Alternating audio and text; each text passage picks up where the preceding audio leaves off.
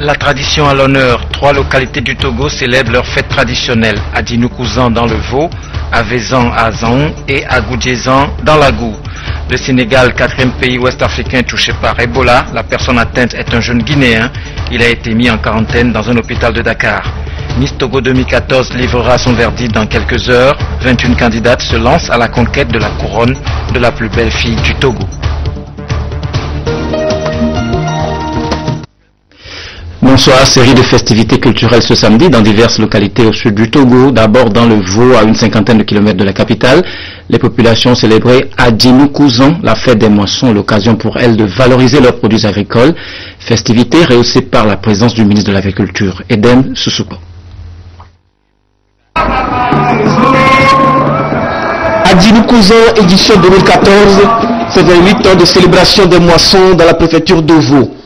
Cette fête démontre que les natifs du milieu sont essentiellement des agriculteurs et qu'ils vivent des produits de la terre.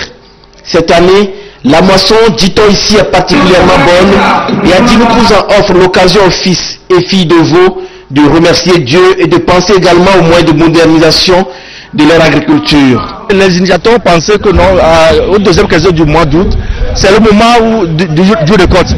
Et c'est pour faire penser à son peuple, il faut manger. Lorsqu'il y a de nourriture, il y a de récoltes, c'est à ce moment-là que nos parents ont choisi pour parler du développement, pour parler entre nous, pour régler des problèmes entre nous. Cette année, le comité d'organisation d'Adinokouzan a honoré les meilleurs producteurs des 10 cantons de Vaud. Kokou Mayakapo est l'un des lauréats. Oh, Aglia, nous sommes des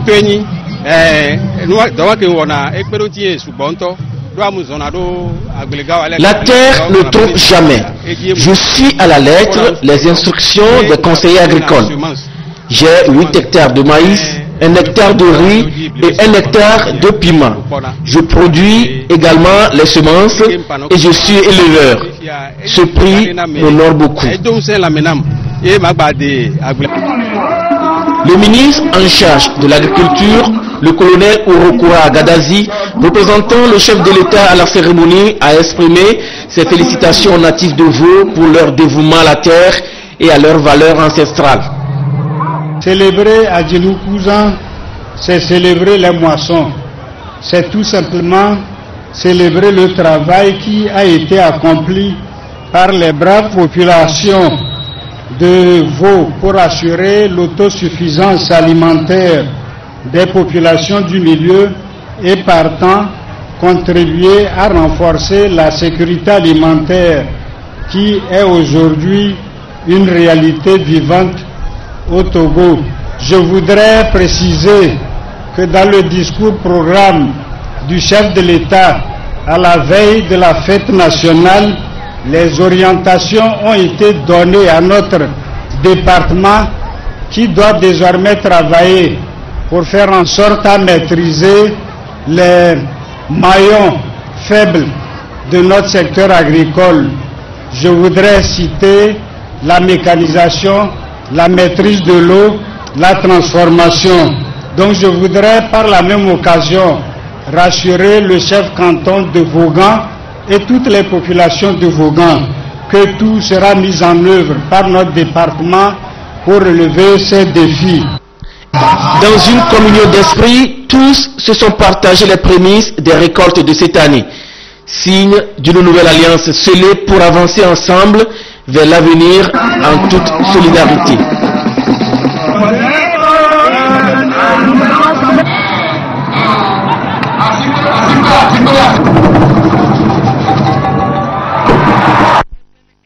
Les fêtes d'Agou sont également en fête. Ils ont célébré à Goudjezan dans la ferveur et la liesse populaire. À l'affiche, une prière musulmane et surtout un grand festival folklorique Ramadan Bassina.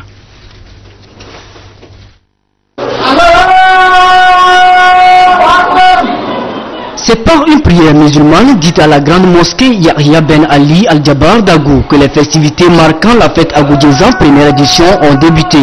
Une prière pour implorer la miséricorde divine sur cette fête qui rassemble les populations d'Agou, appelée à la culture de la paix et l'entente. L'imam de cette mosquée a rappelé aux fidèles que seule la réconciliation et surtout la volonté d'aller de l'avant sont les bases de la construction d'un pays prospère.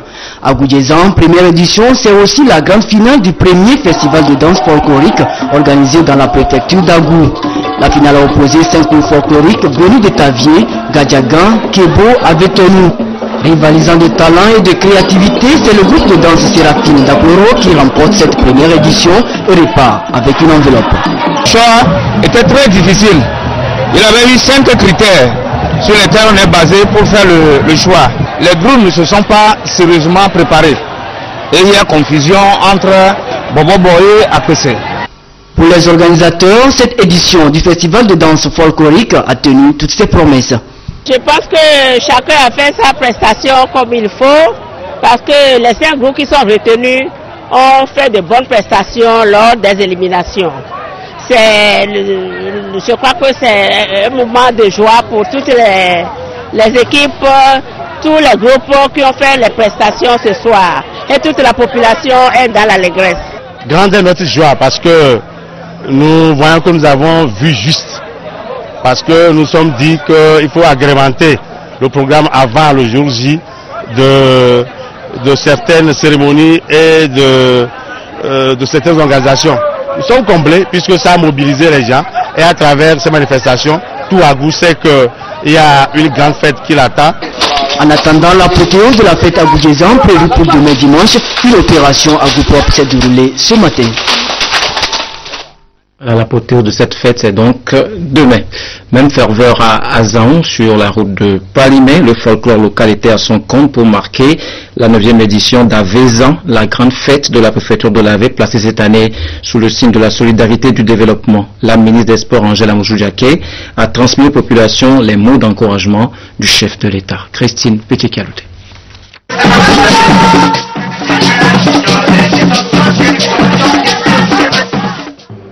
Cadre de retrouvailles et d'intégration, Avezan a pour la 9e fois consécutive mobilisé les natifs de l'Avé et ceux de la diaspora autour d'un idéal commun, celui de mener des réflexions sur les initiatives innovantes et mettre ensemble leurs forces en faveur du développement. C'est également une fête annuelle qui émane de la volonté commune des populations de la préfecture et qui offre l'opportunité de travailler à promouvoir les valeurs socio-culturelles du terroir.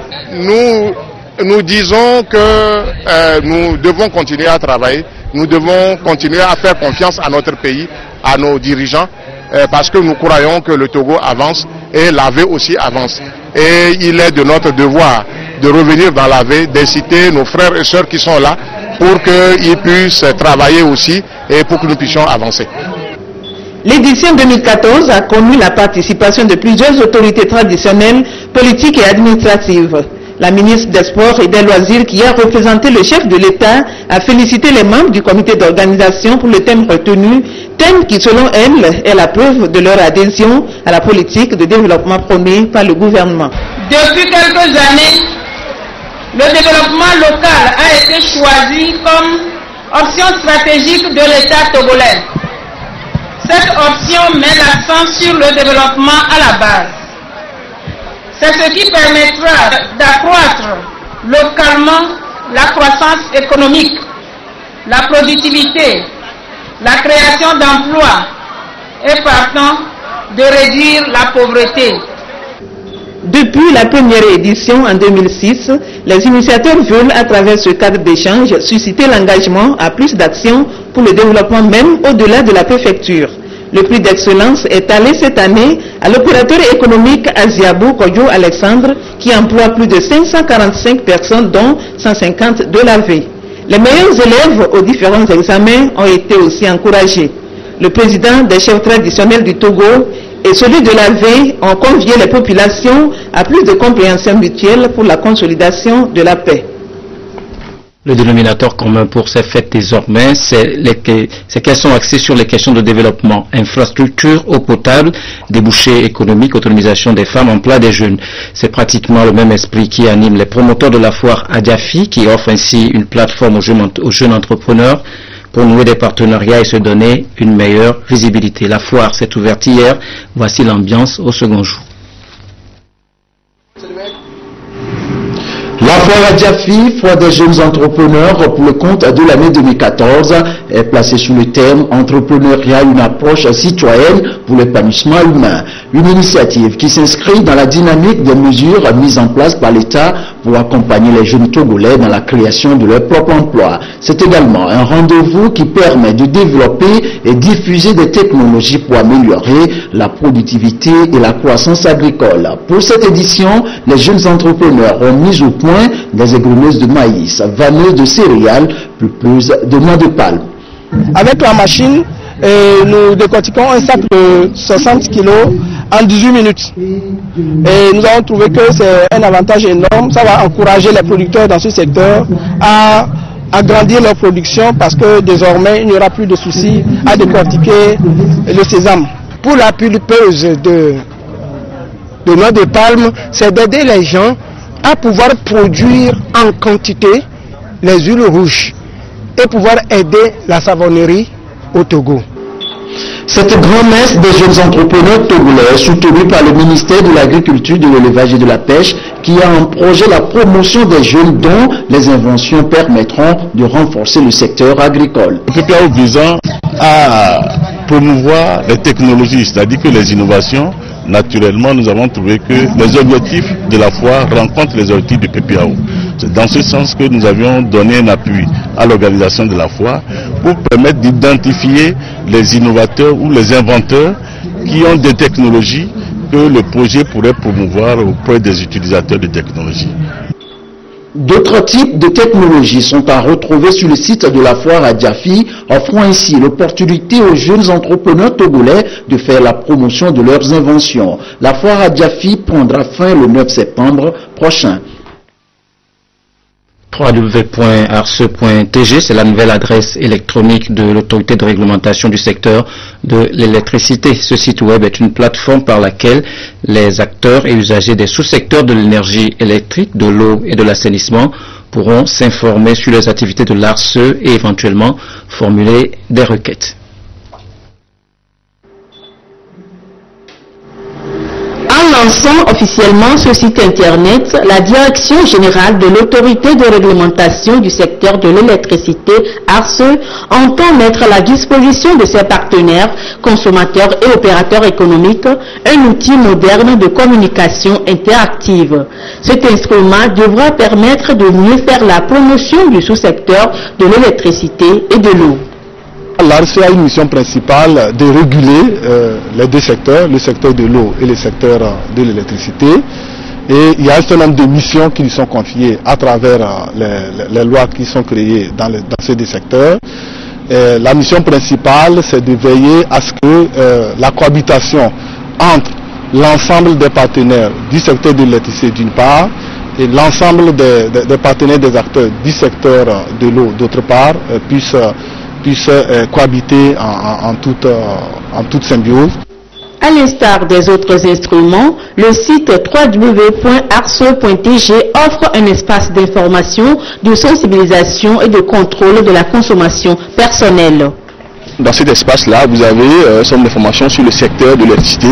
Vous avez également donc les dispositions juridiques, les textes réglementaires et législatifs qui encadrent le secteur de l'électricité.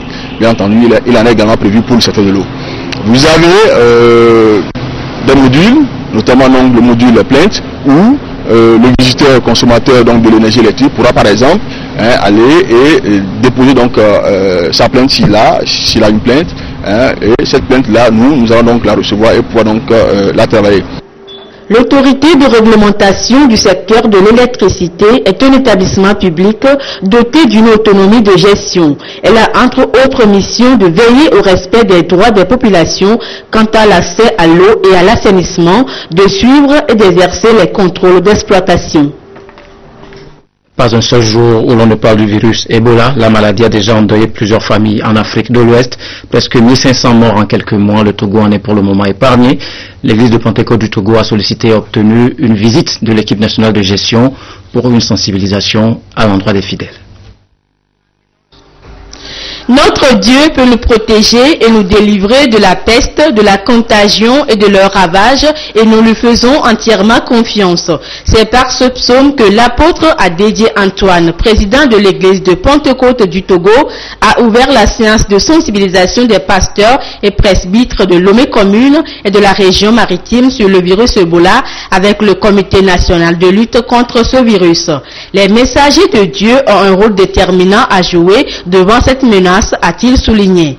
Ils doivent implorer le Seigneur et sensibiliser les fidèles sur les règles d'hygiène préconisées par les autorités sanitaires. C'est l'information ou bien la question à la une aujourd'hui, la maladie à virus Ebola. Et nous avons vu ce fort donc, de notre État. Étant donné que dans nos paroisses, nous avons des leaders d'opinion, en l'occurrence les pasteurs, les diacres et autres sont là, et que la population et là, les fidèles sont là. Donc, en tant que leader d'opinion, nous avons voulu qu'ils soient formés, et c'est pourquoi nous avons invité donc, le responsable du comité de lutte contre la maladie à virus Ebola, en l'occurrence le colonel Sonnier qui est au milieu de nous ce matin, et il est venu nous apporter vraiment des informations. La fièvre hémorragique à virus Ebola est aujourd'hui une menace sérieuse pour toute l'humanité et donc les actions ne doivent pas se limiter ni au niveau des hôpitaux ni au niveau des politiques. Les églises doivent elles aussi apporter leur contribution dans la lutte contre cette maladie qui a déjà fait des victimes en Afrique de l'Ouest. Pour l'instant, aucun cas n'est déclaré au Togo, raison pour laquelle les autorités mettent les bouchées doubles pour prévenir cette infection. Le message est clair.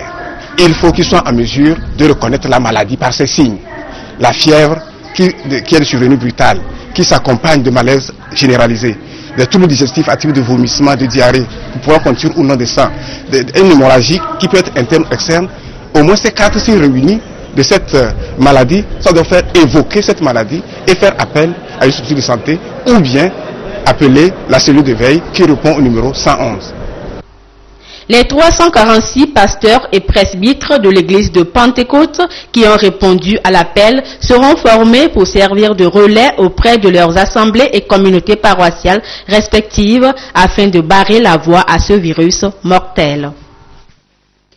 Et de 5 en Afrique de l'Ouest, après le Libéria, la Guinée, la Sierra Leone et le Nigeria, un premier cas vient d'être détecté au Sénégal. Il s'agit d'un jeune étudiant guinéen. C'est ici, au centre hospitalier national de Fann à Dakar, que le premier cas d'Ebola détecté au Sénégal est pris en charge. Un jeune Guinéen âgé de 21 ans est présentement mis en quarantaine dans une clinique à l'intérieur de cette structure sanitaire. Les tests effectués à l'Institut Pasteur de Dakar se sont révélés positifs, mais son état de santé est satisfaisant selon le gouvernement sénégalais. Il s'agit d'un jeune Guinéen, étudiant dans une université à Conakry, qui s'est présenté en consultation le mardi 26 août à l'hôpital précité, dans un tableau infectieux, sans hémorragie, mais disséminant l'information selon laquelle il a eu des contacts en Guinée avec des proches victimes de la maladie. Malgré les assurances du gouvernement, l'annonce du premier cas d'Ebola au Sénégal a suscité l'inquiétude et la colère au sein de la population. Quelques heures après la conférence de presse du ministre de la Santé, des dizaines de personnes ont protesté devant l'hôpital de Fann. Comment pouvez-vous imaginer qu'un étudiant, quelqu'un de conscient, traverse une frontière officiellement fermée tout en sachant qu'il est malade pour venir nous contaminer au Sénégal? C'est méchant.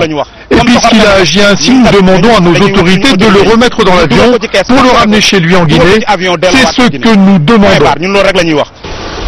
Le Sénégal a mis en place un dispositif de surveillance et de riposte dans les différents centres de santé et aéroports depuis l'apparition de la maladie en Guinée. Dakar est allé plus loin en décidant de fermer ses frontières avec son voisin du Sud le 21 août dernier. Vive émotion vendredi au Cameroun, le corps du joueur Albert Ibossé a été rapatrié à Douala. L'attaquant du JS Kabylie a succombé à ses blessures après avoir été touché par un projectile en plein championnat en Algérie. De nombreux supporters algériens se sont rassemblés vendredi à l'aéroport d'Alger pour rendre un dernier hommage au footballeur camerounais Albert Ibossé, mort il y a une semaine sur la pelouse de son club, le JS Kabylie. Le jeune attaquant aurait reçu un projectile sur la nuque lancé des tribunes par un spectateur. La dépouille de Solo, comme l'appelaient affectueusement ses fans, est arrivée samedi à Douala où il doit être inhumé. Un terrible drame qui a provoqué une grande émotion dans les deux pays. Aujourd'hui, on a accompagné le défunt Ebossé jusqu'à sa dernière demeure. Et on est venu présenter les condoléances au peuple camerounais. Ebossé, c'est un fils, c'est un frère, c'est pour nous toute l'Algérie les pleurs. La famille, les amis ont accueilli à Douala le cercueil d'Albert Ebossé, d'une foule nombreuse réunie dans la peine et l'émotion. Même si le meilleur buteur du championnat algérien était plus célèbre en Algérie qu'au Cameroun, qui n'avait pas su le retenir. Je peux vous dire qu'on pleure un très bon footballeur. On pleure un très bon footballeur, même si les gens n'ont pas eu la peine de le dénicher. Je dois vous dire que ça devrait nous donner une leçon et qu'on travaille aussi sur la sécurité dans notre stade en Afrique et particulièrement dans notre pays au Cameroun. La famille et les autorités camerounaises ont demandé une nouvelle autopsie pour déterminer les causes exactes du décès avant son inhumation annoncée pour le 13 septembre. Pendant ce temps, le championnat militaire et paramilitaire du Togo connaissait son épilogue à Kara. Les gendarmes ont remporté le trophée au détriment du régiment commando de la garde présidentielle, Nestor Mouzou.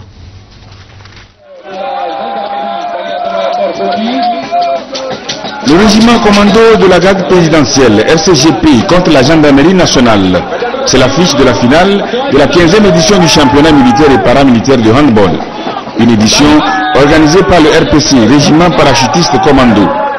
Pour arriver en finale, le RCGP en vert a écarté en demi-finale le RPC et la gendarmerie a disposé du corps des sapeurs-pompiers.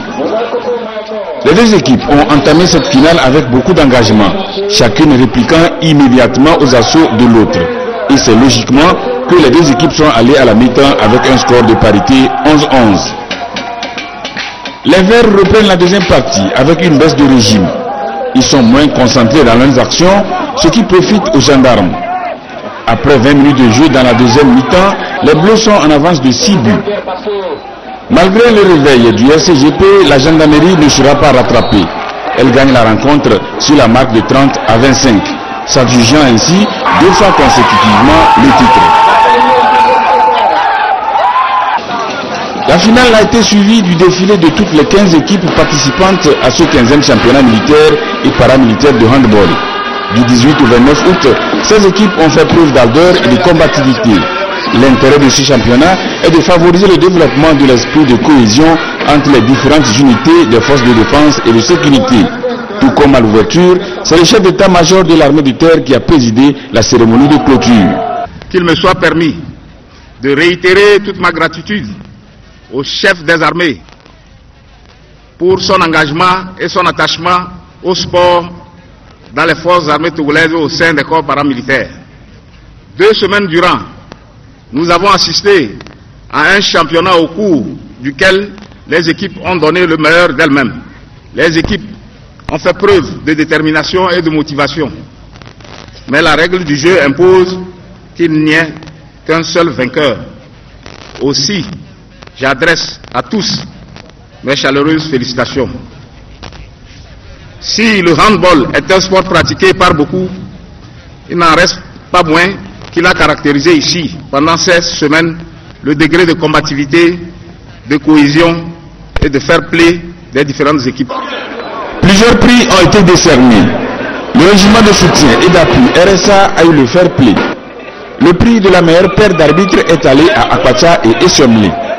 Le sergent Iyabe Kachumbi est le meilleur buteur avec 62 réalisations. À la 4e place du tournoi, on retrouve le corps des sapeurs-pompiers, révélation du championnat. Le 3e rang est occupé par le RPC. Le RCGP est l'équipe vice-championne. Quant à la gendarmerie nationale, elle conserve sa coupe, totalisant du coup 4 titres de champion sur les 15 éditions.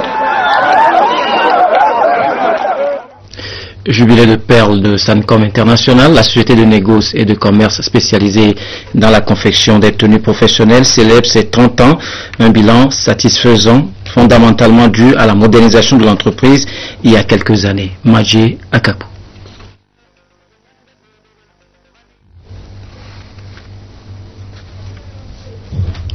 Voilà, donc j'annonçais le jubilé de pair de Sanecom International, la société de négoce et de commerce spécialisée dans la confection des tenues professionnelles. Cet anniversaire a été marqué par une grande fête au siège de la dite société.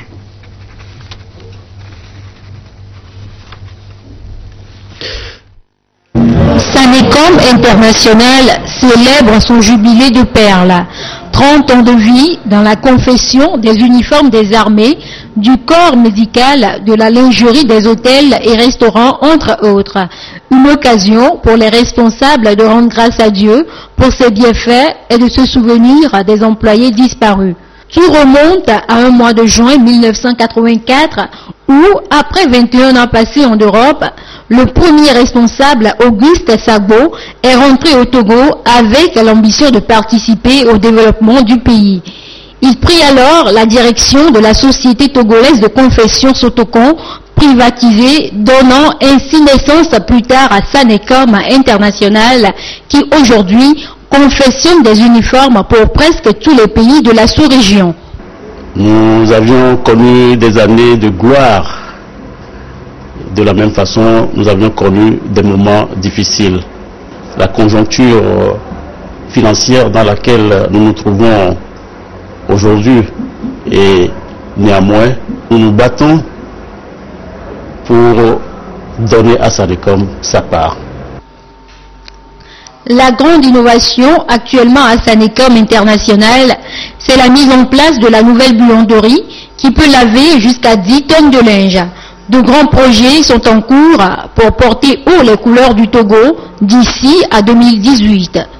Et j'ai pris la décision de monter un projet et que je vais soumettre très rapidement à l'approbation du ministère de l'Emploi, du ministère de l'Industrie et du ministère de la formation professionnelle. Sanecom International reste l'unique société de confection dans la zone franche togolaise. Face à la concurrence à l'échelle internationale, elle a su résister à l'usure et ses produits font partie des meilleurs aussi bien sur le plan national qu'international. Beaucoup de ferveur depuis hier dans le canton de Baguida. Le groupe de réveil Compassion y a installé son état-major pour une grande campagne d'évangélisation. Rachel Aoukou. Cœur meurtri, espoir perdu et foi affaiblie. Ils sont nombreux à faire le déplacement du CEG Baguida Centre. Venus avec la ferme espérance de rencontrer Dieu, celui qui restaure, ceux qui ont cru avec foi ont vu des miracles s'opérer dans leur vie. Un véritable moment d'intense communion avec l'Esprit Saint.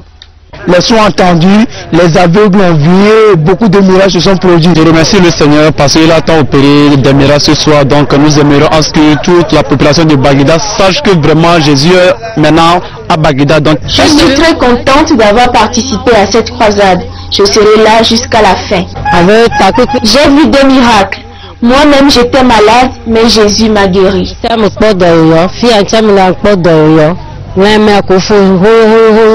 Initiateur et messager de cette croisade, évangéliste Kofi Esao, il a appelé les uns et les autres à la repentance. Tout est par grâce. Que tout ce que nous faisons, tout ce que nous accomplissons dans la vie, c'est par la grâce de Dieu. Donc il n'y a pas lieu de s'enorgueillir.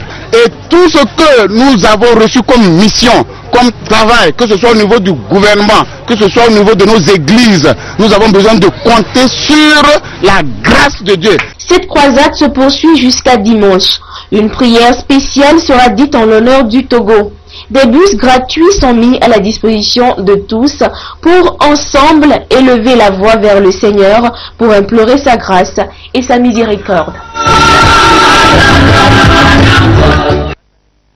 Et puis dans quelques heures, ce sera la fin du suspense pour les 21 prétendantes au titre de Miss Togo 2014. La finale c'est ce soir et voici les images des candidates.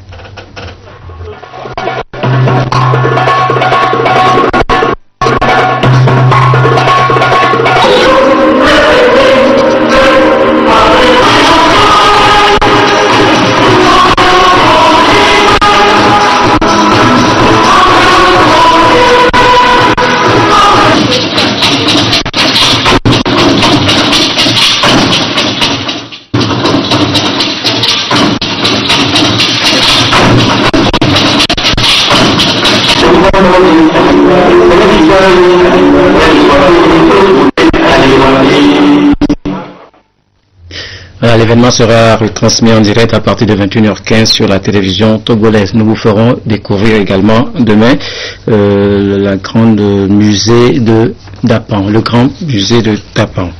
Merci de nous avoir suivis. À très bientôt.